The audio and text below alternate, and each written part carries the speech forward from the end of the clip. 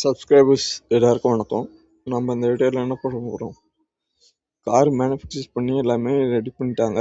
அவர்களோட எல்லாரோட இன்ட்ரெஸ்ட் ஆவலர் கிளறிடுவது போல இண்டிகாவின் கவர்ச்சிகரமான விளம்பரம் என்னாச்சு, ஊர் முழுக்க அலறின.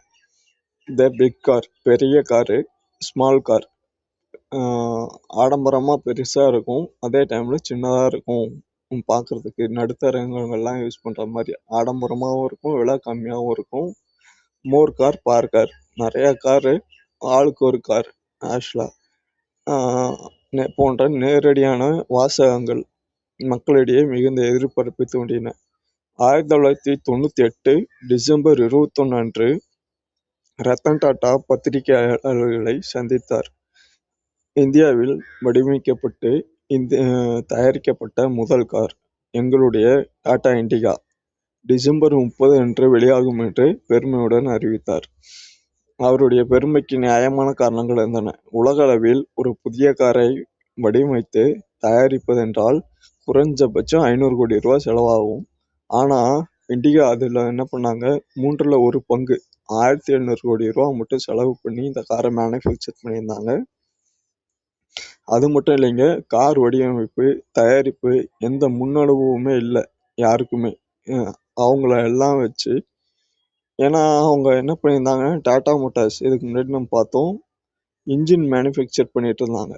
ரயிலாவ் இன்ஜின் தான் அவங்களுக்கு அதில் அனுபவம். கார் மேனுஃபேக்சர் பண்ணுறதுல தயாரிப்பில் எந்த முன் அனுபவம் இல்லை. இன்ஜின் மேனுஃபேக்சர் பண்ணிட்டு இருந்தவங்கள ஒன்று சேர்த்து ஒரு 700 பேர் நல்ல திறமையான பணியாளர்களை ஒன்று சேர்த்து 3 வருடங்களுக்குள் பிரகாசமான ஒரு தொழில்நுட்பத்தில் ஒரு காரை உருவாக்கி இருந்தார்கள்.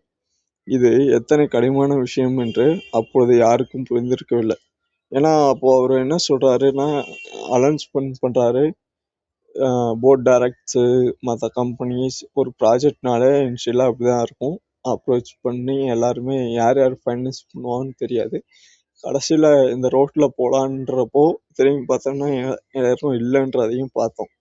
ஸோ கடைசியில் அதை என்ன பண்ணுறாரு, இருந்தாலும் இவர் டாடா குரூப்போட ஒரு லாங் டைம் ப்ராஜெக்டாகவே இருக்குது இந்த கார் மேனுஃபேக்சரிங்.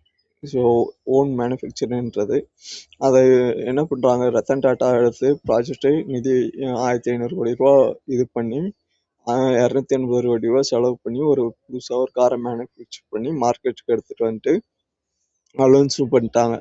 த big car, small car, more car பார் கார்னு அலௌன்ஸ்லாம் பண்ணி லான்ச் பண்ணாங்க 1998. ஸோ அடுத்த வீடியோ கண்டிப்பாக பண்ணுவோம். வீடியோ பிடிச்சிருந்தா லைக் பண்ணுங்கள், சப்ஸ்கிரைப் பண்ணுங்கள், ஃப்ரெண்ட்ஸுக்கு ஷேர் பண்ணுங்கள். தேங்க்யூ.